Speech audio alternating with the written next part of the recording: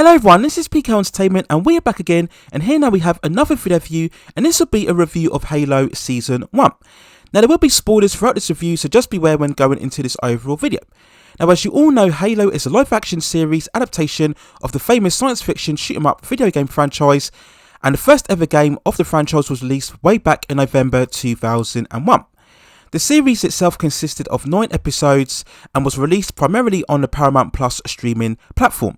Now the original concept of Halo is that we were set within a distant 26th century future where there's a massive war between the human population and an alien species known as the Covenant.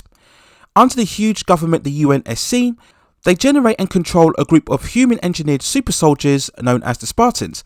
Accompanied with a special armour and a huge amount of skill sets, the Spartans proved to be very critical in the battle against the Covenant. Another crucial element within the war is the attainment of special artefacts known as the Halo rings, and whoever controls them can attain certain powers and become the main dominant force in the ongoing galactic war. Now the series itself follows this outline by following a team leader known as Master Chief, or John, who over the course of the series breaks free of his conditioned engineering when he comes into contact with one of the Halo ring artifacts. Over the course of the story, we see him go on a journey to discover his own humanity. He does this first by connecting with a young teenager girl known as Kwan Ha, who's based on a home colony planet, Madrigal, and in the opening episode, we see her people get brutally massacred under an attack from the Covenant. After the Spartans come to their aid, the UNSC want to take in Kwan Ha and eliminate her, but Master Chief goes rogue and sets her free. We then see later on that Master Chief connects with another woman known as Maiki, who was rescued from capture by the Covenant when she was young and raised within their race. Initially, she's sent undercover to infiltrate the UNSC and steal the Halo artifacts. Through meeting John, they both discover that they have some sort of genetic connection and emotional bond that's tied very much to the Halo artifacts. We also learn that the creator of the Spartan program, Dr. Halsey, has her own agendas in controlling the artifacts. She tries to manipulate John as he is the key to unlocking the Halo rings, and overall she has ambitions to further the next stage of human evolution. Now after much hype and anticipation on this series, and given a huge budget that was funded by Paramount, would Halo go on to break the curse of the live action video game adaptations and prove to be a stellar treatment of the overall source material? Well, despite a decent start, the series sadly falls down in its second half and ends up being very ponderous and lacking in focus in terms of its overall story. Now initially, I will give some credit here. In terms of the production levels, I think aesthetically the show overall is very good. I think they've done a very good job in recreating the look of the video game in terms of the design of the Spartans and their armour, which I think overall is very accurate. Also, we look at the spaceship designs and certain weaponry, and I think for the most part it's very much on point in terms of recreating the overall visual state of the video game. And we also get some very intense action sequences, especially in the opening episode with the attack on Madrigal. Sequences like this does embody the whole mechanics of the video game. I think if you are a fan of the show, you would be very pleased that there has been some sort of concerted effort to really capture the tone of the overall games. Now in terms of the tone, they went far more for adult orientated elements within the series in terms of the violence, and we also had some nudity scenes which we could argue was very unnecessary, but they weren't really the biggest issue within the show itself. Now we'll also respect the showrunners for at least attempting to have some sort of semblance of an overall story arc and creating some sort of world building throughout the show. In terms of the more politicising within the UNSC, where we show the story of certain duplicitous figures within the organisation, we have an overarching theme of childhood abduction as we further more into John's backstory and his memories when he was younger. And we also see other Spartan characters also trying to get in touch with their overall humanity. So they didn't just make every episode a 50-minute shoot 'em up, which probably would have pleased a lot of the hardcore fans, but I don't think that would have made much of a series. Now unfortunately, for all the good intentions, the series is ultimately let down by a couple of things. The first element is the lack of characterization, where nearly all of the characters involved are severely lacking in terms of personality and charisma. I really cared very little about any of the characters within the show, and it really left me overall less invested in the story.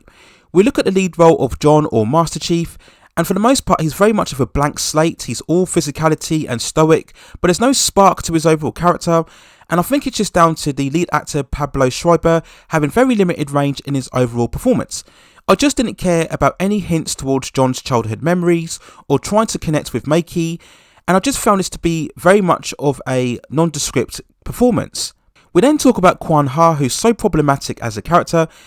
In the beginning, we initially emphasised with her due to her losing all of her people during the attack from the Covenant, but she's such a cliched and typical reckless, selfless teenager, working to fight the cause of her war, showing no regard of how many people suffer as she persists with her overall quests. You have many people coming to her aid and trying to protect her, but she doesn't seem to be very appreciative and is so single-minded in her own particular cause. She's very stubborn without taking any advice, always rushing in, and she just becomes a very frustrating character to watch, and she really flits in and out of the storyline. And as we come to the penultimate episodes of the show, you do ask the question as to whether we really needed Kwan Ha within the series at all. Dr. Halsey was potentially an interesting character, but it just seems to me that they didn't really know what to do with her, whether to establish her as the real antagonist or not throughout the story.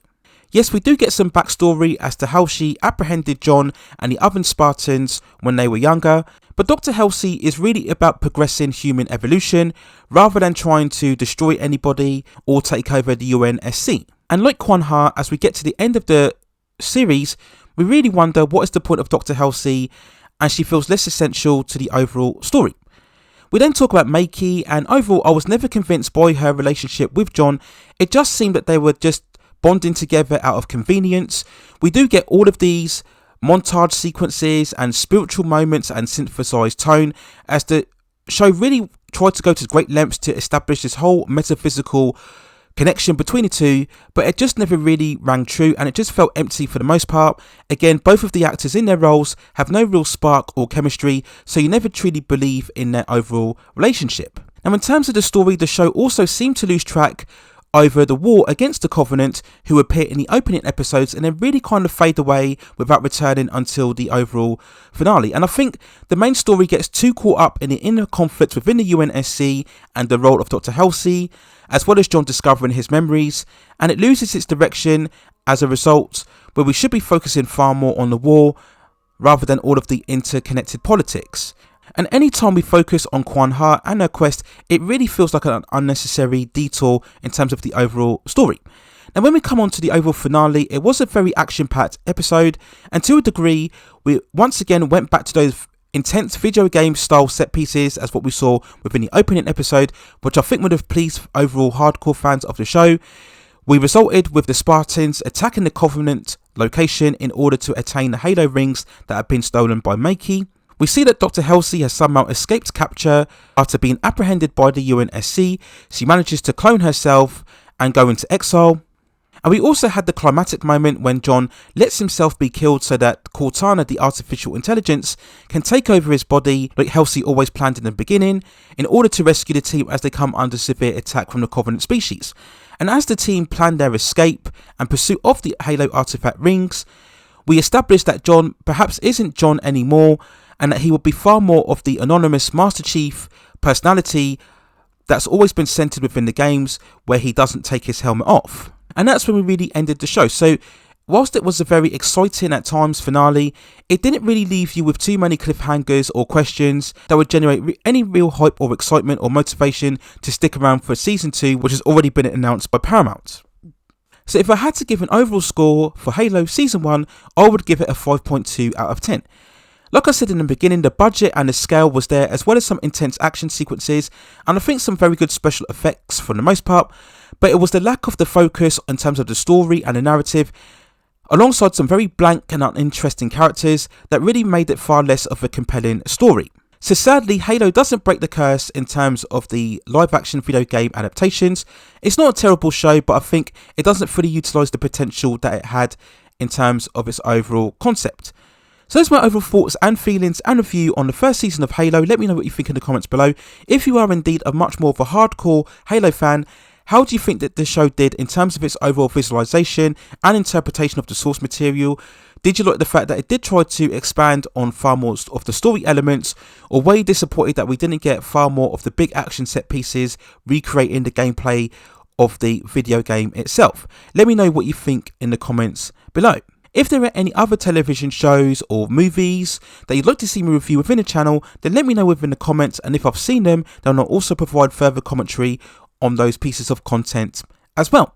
Please also hit and like the subscription and notification buttons so I can provide you with more high quality content like this in the future. But that's it for now. Take care of yourselves, stay at safe distances, and I will see you very, very soon.